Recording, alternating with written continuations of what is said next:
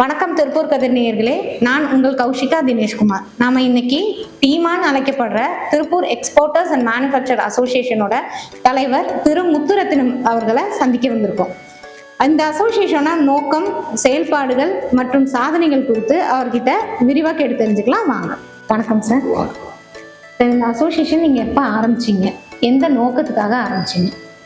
Madam, நாங்கள் வந்துங்க 2010 அந்த சமயத்தில் இது அசோசியேஷன் இது தோன்றிடுங்க. இந்த அசோசியேஷன் நோக்கம் அப்படிங்கிறது எப்படின்னா, இந்த திருப்பூரில் சிறு குறு நடுத்தொழில் செய்வர்கள் 90% இருக்காங்க. அதாவது எப்படின்னா, உற்பத்தியாளர்கள் தனியாக இருப்பாங்க, அதை சேர்ந்த உப தொழில்கள், நூற்பாலைகள், நிட்டிங், டையிங், பிரிண்டிங், எம்ப்ராய்டிங் மாதிரி ஒரு தனிப்பட்ட முறையில் ஒரு தொழிலை பண்ணிட்டு இருப்பாங்க. அது திருப்பூருடைய கட்டமைப்பு. 2010 அந்த காலகட்டத்தில் நூல் தட்டுப்பாடு, அதாவது செயற்கை ஒரு தட்டுப்பாடு ஏற்படுத்தி நூல் விலை அதிகப்படுத்தாம ஒரு சூழல் உருவாச்சு. நூல் தட்டுப்பாடு ஏற்பட்டதுங்க. நூல் உள்நாட்டு வர்த்தகத்துக்கு வைக்காம நூலை வெளிநாட்டுக்கு ஏற்றுமதி செய்யற மாதிரி ஒரு சூழல் இருந்தது. அப்போ நூலுக்கு வெளிநாட்டுல நல்ல ஒரு விலை கிடைச்சங்காட்டி நூற்பாலைகள் நூல் ஏற்றுமதி செஞ்சுட்டு உள்நாட்டு வர்த்தகத்தை முழுமையாக கொடுக்காம நிறுத்தினாங்க.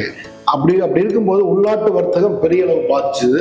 கிட்டத்தட்ட ஒரு 10 லட்சம் தொழிலாளர்களுடைய வாழ்வாதாரம் பாதிக்கிற மாதிரி சூழல் வரும்போது இந்த அசோசியேஷன் அப்போதான் இந்த உருவாச்சுங்க. அதாவது தொழிலை பாதுகாக்கணும், இந்த தொழிலுக்கு குரல் கொடுக்கணும் அப்படிங்கிற அடிப்படையில் இந்த அசோசியேஷன் நாங்கள் உருவாச்சு. ஓகேங்க சார். அடுத்தது இந்த அசோசியேஷன் நீங்க ஆரம்பிச்சிட்டீங்க, அதுக்கப்புறம் நீங்க அடுத்தடுத்து என்ன செயல்பாடுகள் நீங்க செஞ்சீங்கன்னு சொல்லுங்க. அதாவது எப்படின்னாங்க, இந்த நூல் ஏற்றுமதியுடைய பாதிப்பினால தொழிலே முடங்குற மாதிரி சூழ்நிலை காட்டி இந்த அசோசியேஷன் வெளியே வந்ததுங்க. இந்த அசோசியேஷன் மூலியமா அடுத்த கட்ட அதே ஆண்டுல அடுத்த சோதனைங்கிறது திருப்பூருடைய சாயப்பட்டையில் அதாவது நொய்யல் ஆற்றலுடைய பொல்யூஷன் பிரச்சனைனால விவசாயிகள் கோர்ட் ஆர்டர் வாங்கி டையிங் முழுமையா க்ளோஸ் ஆயிடுச்சுங்க.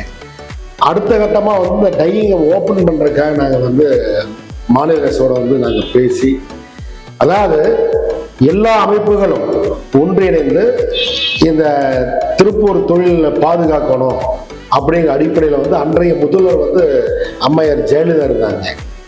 கூட்டமைப்பு மூலியமா முதல் முறையா போய் தமிழக முதல்வர் அன்றைய தமிழக முதல்வர் சந்திச்சு இந்த தொழில் வாழ்வாதாரத்தை பற்றி பேசும்போது அவங்க நல்ல நீண்ட நாட்கள் அதை ஆராய்ந்து இந்த தொழிலுக்கு நிரந்தரமான என்ன சொல்யூஷன் அப்படிங்கிற மாதிரி ஒரு சூழலை உருவாக்கி கொடுத்தாங்க. அந்த அடிப்படையில் இந்த டையிங் மீண்டும் இயங்குவதற்கு வட்டி இல்லாமல் 200 கோடி ரூபாய் கொடுத்து இந்த தொழிலை பாதுகாத்தாங்க. இந்த தொழிலுக்கு அதாவது மூடிய தொழிலை மீண்டும் செயல்படக்கூடிய சூழல் உருவாக்குறது அன்றைய முதல்வர் அம்மையார் ஜெயலலிதா தான். அது மறக்க முடியாதுங்க. 200 கோடி ரூபாய் வட்டி இல்லாமல் கொடுத்தாங்க. அதுக்கு இந்த சங்கம் தான் முழுமையான முயற்சி பண்ணாங்க. இந்திய அளவில் இந்த டையிங் எப்படி இயங்குறாங்க அப்படிங்கிறது எங்கள் அசோசியேஷன். நாங்கள் சூரத், லூதியானா இப்படி எல்லா மாவட்டங்கள் மாநிலங்களில் போய் அந்தந்த ஊரில் டையிங் எப்படி பண்ணுறாங்க, அது என்ன மறுசூழ்ச்சி என்ன பண்ணுறாங்கன்னு நாங்கள் செக் பண்ணி ஒரு ஆராய்ந்து ஒரு கூட்டுக்குழு வச்சு நாங்கள் அது மூலிமா அன்றைய முதல்வருக்கு ஒரு புக்லெட் கொடுத்தோம். இது எப்படி இயக்க முடியும், எப்படி பண்ண முடியும். அந்த அடிப்படையில் நம்ம 200 கோடி ரூபாய் கொடுத்து இந்த தொழிலை மீண்டும் தொழிலுக்கு உயிர் கொடுத்தது தமிழக அன்றைய முதல்வர் ஜெயலலிதா அம்மையார் அவர்கள். மறக்க முடியாதுங்க. இது முழுக்க இந்த டீமாக தான் பண்ணுச்சுங்க. கோர்ட்டில் நாங்கள் ஆர்டர் போட்டு கோர்ட்லேயே மூலியமா நாங்கள் வாதாடி இது அரசு தான் செய்யணும், தமிழக அரசு தான் இந்த டையிங்குடைய சுத்தரிப்பு அரசே செய்யணும் அப்படின்னு நாங்கள் அடிப்படை கோர்ட்டில் போட்டு ஆர்டர் வாங்கினோம். அதுக்கு அடுத்துதான் இண்டிவிஜுவலாக இந்த காமன் பிளான் அப்படின்லாம் போட்டு அன்னைக்கு சூழலில் இந்த டையிங் மறுசூழ்ச்சி உருவாச்சுங்க. அதுக்கு இந்த அமைப்புகள் மிக போராடி வெற்றி பெற்றோம். அதே போல பார்த்தீங்கன்னா ஒவ்வொரு காலகட்டத்திலும் தொழிலுக்கு ஒரு பிரச்சனை வரும்போது இதை நாங்கள் மத்திய மாநில அரசு நேரடியாக சென்று எங்கள் கோரிக்கையை வைத்து தேவைகளை பெற்று வந்துட்டு இருக்கிறோம். இது இந்த நாள் வரை நாங்கள் ஒரு பிரச்சனை அப்படின்னு நம்ம அசோசியேஷன் ஃபர்ஸ்ட் போகுங்க. நம்ம அசோசியேஷன் பொறுத்தளவு தொழிற்சங்க அமைப்புகளும் நம்மோடு இணைந்து இந்த தொழிலை பாதுகாக்கிறது நாங்கள் வந்து ரோட்ல இறங்கி போராடுற மாதிரி அசோசியேஷன். இப்போ கடைசி அந்த மின்கட்டண உயர்வு, வரி உயர்வுக்காக நாங்கள் வந்து தொடர்ச்சியாக வந்து ஒரு ஆண்டு வந்து தொடர் போராட்டம் அறிவிச்சுங்க. ஒரு வருஷம் போராட்டம் பண்ணா தமிழ்நாடுல இருக்கிற அனைத்து சிறு குறு நடுத்தர தொழில் ஒன்றை இணைத்து தமிழகத்திலேயே வந்து தொடர் போராட்டம் பண்ணது வந்து நம்ம அமைப்பு தான். அதே மாதிரி தலைநகரம் சென்னையில போய் ஒரு 10,000 பேர் கொண்டு ஒரு உண்ணாவிரதம் இருந்து இந்த மின்கட்டணத்தை குறைக்கணும் அப்படிங்கிற அடிப்படையில் நாங்கள் போராட்டம் பண்ணோம். அந்த அடிப்படையில் தமிழக முதல்வரை சந்திச்சோம். இப்படி பல்வேறு பிரச்சனைகள் நாங்கள் வந்து இந்த போராட்ட களத்தில் இறங்கி பண்றது நம்ம அசோசியேஷன் வந்து முதன்மையா இருக்கு. நாங்கள் வந்து எப்படின்னா எந்த அரசியல் சங்கத்தை சேராத ஒரு பொதுவான தொழில் பாதுகாப்பு அமைப்புங்க. ஏன்னா திருப்பூருடைய வாழ்வாதாரங்கிறது இந்த மணில் தொழில் தான். அதாவது தொழிலாளர்களுக்காக நீங்க உருவாக்க. ஆமா, அரசியல் சார்பற்ற ஒரு அமைப்புங்க. அது எந்த அரசா இருந்தாலும் இந்த தொழிலுக்கு பாதிப்பு வரும்போது அவங்க குரல் கொடுக்கலைன்னா நாங்கள் ரோட்ல இறங்கி போராடுவோம். இதுதான் எங்களுடைய சரித்திரம். அப்படி நிறைய நாங்கள் வந்து போராடி இருக்கிறோம். எங்க அசோசியேஷன் அப்படின்னாவே பார்த்தீங்கன்னா ஒரு கூட்டமைப்பு மூலியமா நாங்கள் வந்து எங்க போராட்டம் வெளிப்படுத்துவோங்க. இது வந்து எப்படின்னா 90% சிறு குறு நடுத்தர தொழில் செய்வர்கள் இருக்காங்க. ஒரு நிறுவனங்கள் மூடப்பட்டால் அதை சேர்ந்த உபதொழில் செய்வர்களும் பாதிப்பாங்க. அதாவது ஒரு கம்பெனி ஒரு உற்பத்தியாளர்கள் பாதிச்சா அதை சேர்ந்த நூற்பாலைகள், டையிங், நிட்டிங், பிரிண்டிங், தொடர்ச்சியா சங்கிலி தொடர்பு மாதிரி இந்த தொழிலுக்கு எல்லாம் பாதிப்பாங்க. இந்த டீம் அன்னைக்கு வந்து பாத்தீங்கன்னா மத்திய மாநில அரசுடைய நேரடியா பேசி தேவைகளை கொண்டு வர மாதிரி சூழல் இன்னைக்கு வந்து வளர்ந்துருக்கு. இந்த அமைப்புங்கிறது சிறு குறு நடுத்தர தொழிலை பாதுகாக்கிற அமைப்பு. கிட்டத்தட்ட 10 லட்சம் தொழிலாளர்களுடைய வாழ்வாதார பாதுகாக்கிற அமைப்புங்க. எங்களை சேர்ந்த உபதொழில் செய்வர்கள், ஜாப் ஒர்க்கர்ஸ், அவங்களும் பாதுகாக்க வேண்டிய கட்டாயத்திலும் அது முதன்மை நாங்கள் இருக்கிறோம். எல்லாமே ஒன்று தான் நாங்கள் வந்து செயல்படுறோம். திருப்பூர் அப்படின்னாவே எல்லாம் ஒரே மாதிரி இருக்கிறா மட்டுமே திருப்பூர் செயல்படுங்க. ஒரு சாதாரண ஒரு சின்ன ஒரு உபதொழில் பாதிக்கப்பட்டா ஒட்டுமொத்த ஏற்றுமதி உள்நாட்டு உற்பத்தி பாதிச்சு. இது ஒரு கூட்டு கலாவை தான் இந்த திருப்பூருங்க. அதனால வந்து இது நாங்கள் வந்து அரசியல் சார்பற்று இந்த தொழிலுக்காக குரல் கொடுப்போம். அது எந்த வடிவத்தில் வந்தாலும் அது எதிர்கொள்வதற்கு உண்டான எங்களுடைய கூட்டமைப்பு வலிமையா இருக்கு. எங்களுடைய அமைப்பு அதே மாதிரிதான். எல்லாம் வந்து ஒரு மீடியமான இருக்கிற நிறுவனங்கள் நம்ம இருக்காங்க. 90% உள்ள நிறுவனங்கள் அமைப்புகள் இருக்காங்க. இந்த அமைப்பு இந்த தொழிலுக்கு இன்னும் நிறைய தேவைகளை வந்து நான் செஞ்சுட்டு இருக்கிறேங்க. சார், இப்போ திருப்பூர்ல இருக்க நிறுவனங்கள்ல அது ஏதாவது சரிவோ இல்லை நலிவோ வருது அப்படின்னா உங்க அசோசியேஷன் சார்பா என்ன உதவிகள் செஞ்சுட்டு இருக்கீங்க? இல்லை, திருப்பூர்ல பார்த்தீங்கன்னாங்க இப்போ திருப்பூர் தொழிலாளர் பற்றாக்குறை வந்து 50%. இப்போ வெளி மாநில தொழிலாளர் நம்பி தொழில் செய்யற மாதிரி இருக்கு. ஒரு காலத்துல வந்து நம்ம தமிழகத்துல தொழிலாளர்களுக்கு வந்து பசு ஃபேரு, பஞ்சப்படி எல்லாம் கொடுக்குற பெரிய போராட்டங்கள் நடந்த காலம் உண்டுங்க. இன்னைக்கு தொழிலாளர்கள் ஷார்டேஜ்னால வெளி மாநில தொழிலாளர் நம்பி இருக்கிற மாதிரி ஒரு அவல்நிலை இருக்கு. அந்த தொழிலாளர்கள் போயிட்டா இன்னைக்கு வந்து தொழிலை இல்லாம போற மாதிரி சூழல் இருக்கு.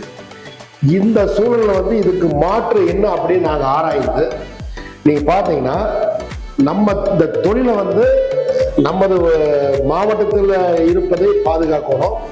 அதே மாதிரி இந்த தொழில் வேற மாநிலத்துக்கு இடம்பெயராம இருப்பதற்கு வழி செய்யணும் அப்படிங்கிற அந்த அடிப்படையில் நாங்கள் வந்து பார்த்தீங்கன்னா நிறைய வந்து திருப்பூர்ல இருந்து நிறைய நிறுவனங்களை வந்து வெளி மாநிலத்துக்கு போவதை தடுத்து நிறுத்தி உள்ள தமிழகத்திலேயே வந்து பிற மாவட்டங்கள், வறட்சியாக நிறைந்த மாவட்டங்கள் வேலையெல்லாம் நிறைய இருக்காங்க. அந்த மாவட்டங்கள்ல தேர்ந்தெடுத்து அங்கு பயிற்சி கொடுத்து அங்கேயே வந்து நிறுவனங்களை வந்து நாங்கள் வந்து பண்றதுக்குண்டான முயற்சி பண்ணோம். அந்த அடிப்படையில் தமிழ்நாட்டில் வேதாரண்யம், நாகப்பட்டினம் மாவட்டத்தில் வேதாரண்யம் ஒரு கிராமத்தில் ஒரு 5 நிறுவனங்கள் இன்னைக்கு வந்து செயல்பட்டு இருக்குங்க. கிட்டத்தட்ட ஒரு 1000 பெண்கள் இன்னைக்கு வேலை செஞ்சுட்டு இருக்காங்க. இது வரும் காலங்களில் வந்து அதை வந்து அங்கே வந்து ஜவுளி பூங்கா, சிறிய ஜவுளி பூங்காங்க.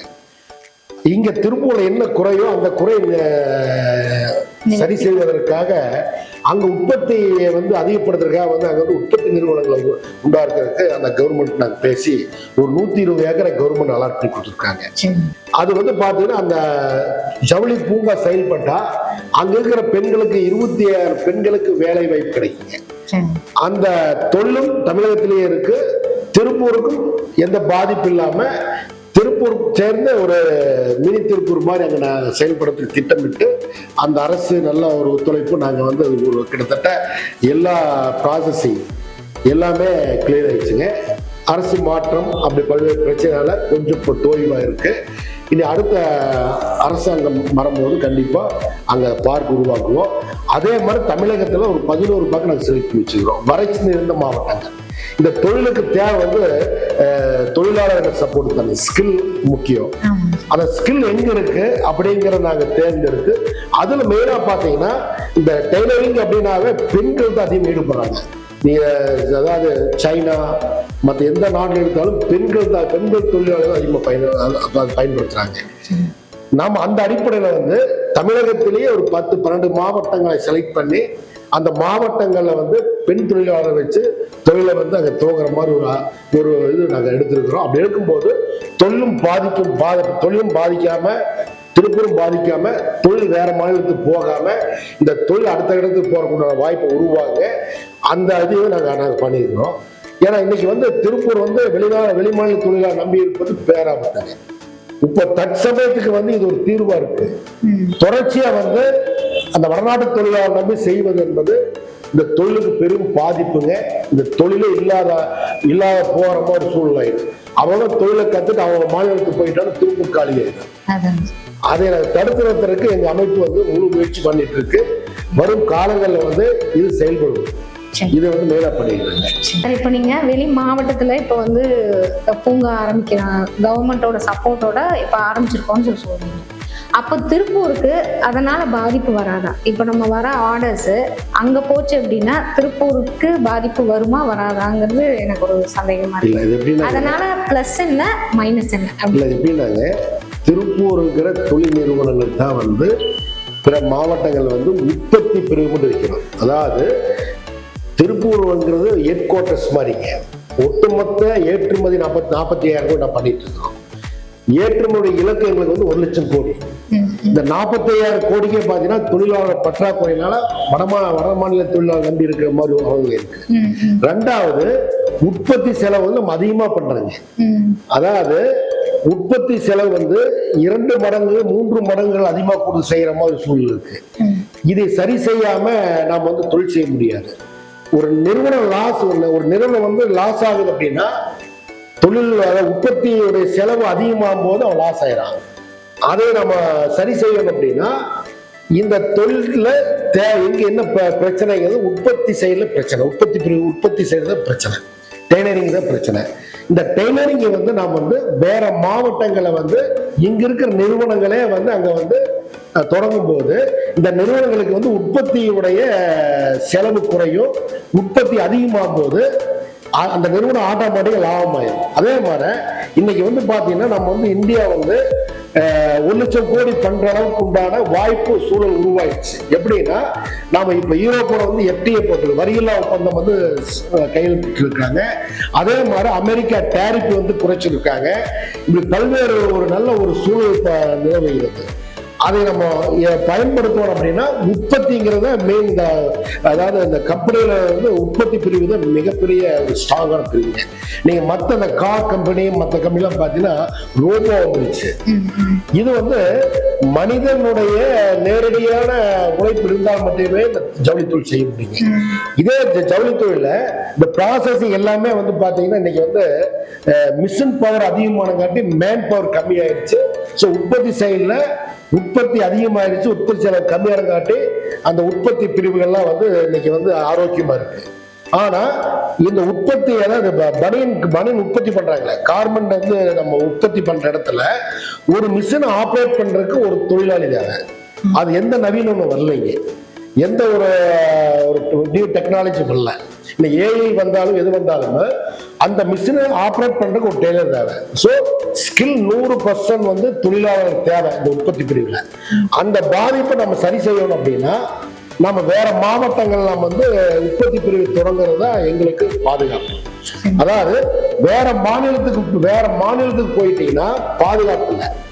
மொழி பிரச்சனை, அந்த ஊருடைய கலாச்சார பிரச்சனை, அப்படி மாதிரி ஒரு சூழலுக்கு அது பாதுகாப்பற்றதுங்க.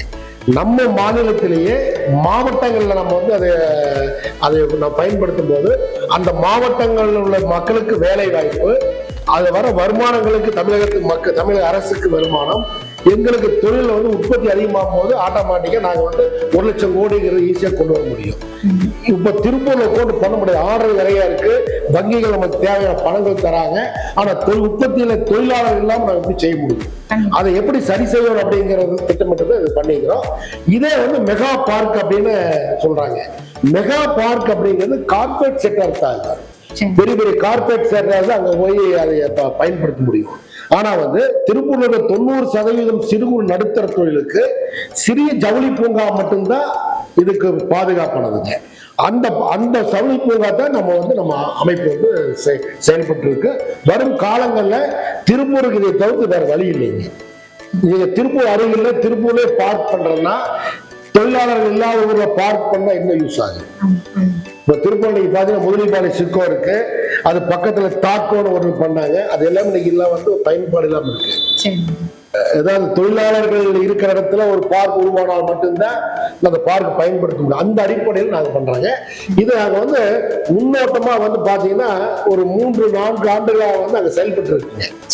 அரசாங்கத்தோட எந்த ஒரு உதவி இல்லாம சொந்த எங்க அசோசியேஷன் மெம்பர்ஷிப் வந்து அங்க தொடங்கி ஒரு 4 ஆண்டுகளாக வந்து அந்த தொழில் அங்க நல்லா போயிட்டு இருக்கு. அங்க இருக்கிற மக்களும் சந்தோஷப்படுறாங்க. அங்க இருக்கிற பெண்கள் தான் மெயின், அது 99% பெண்கள் தான் பயன்படுறாங்க. ஸோ வரும் காலங்களில் வந்து இதுதான் வழி திருப்பூருக்கு. இதை நாங்க வந்து முன்னெடுத்து செய்யறோம்.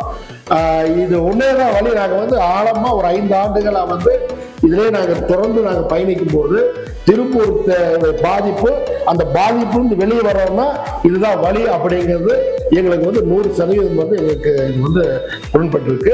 இது வந்து மாநில அரசு மத்திய அரசுடைய சலுகையோடு அதை பண்ணணும். மாநில அரசு 23% வந்து மானியம் தராங்க, மத்திய அரசு 60%, 40% தராங்க, 63% மானியத்தில் அவங்க தொடங்குறாங்க. இது மத்திய மாநில அரசுடைய சப்போர்ட்ல தான் பண்ண முடியும், தனிப்பட்ட முறையில் பண்ண முடியாது. அது வரும் காலங்களில் கண்டிப்பா அப்படி சூழல் மாறும்போது கண்டிப்பா திருப்பூர் வந்து பழைய திருப்பூர் மாதிரி உருவாயிரும். திருப்பூர் மாதிரி ஒரு 10 திருப்பூர் உருவாக்குண்டான திட்டம் மட்டும் நாங்கள் வச்சோம். சார், திருப்பூரோட இப்போ நிலைமை இனி ஃபியூச்சர்ல எப்படி இருக்கும் அப்படிங்கிறத தெளிவா சொன்னீங்க. அது வந்து எல்லாருக்குமே கண்டிப்பா யூஸ்ஃபுல்லா இருக்கும். ரொம்ப நல்லா சொன்னீங்க. நன்றிமா.